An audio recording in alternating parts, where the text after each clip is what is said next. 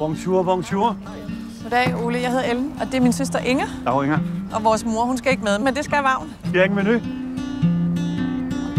Jeg hedder Inger, og jeg er skizofren. Og det synes jeg bare lige, at I skulle vide.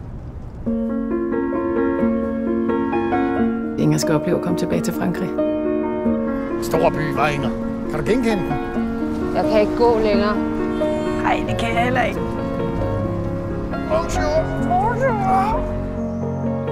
Hvordan blev du så tosset? Det var nok, fordi jeg blev forelsket.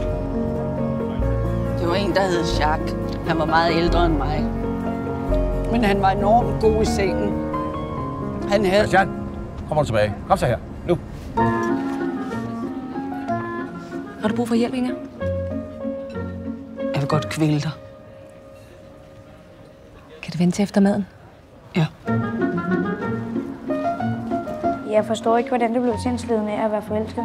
Var han da ikke sød, din kæreste? Jo, han var meget romantisk. Han sendte et brev. Bor han der stadig? Måske. Christian, hvor har du været? Vi har lidt efter dig. Og hvis Christian havde lyst til at være lidt sammen med os, så er det så fint. Nej. Det er ikke sundt for Christian. Jeg smitter ikke. Paris, den skønneste by i verden.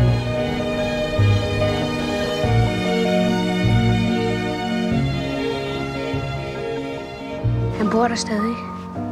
Han er det eneste Jacques Dubé i Rue Malbranche. Hvad er det, du skal? Inger.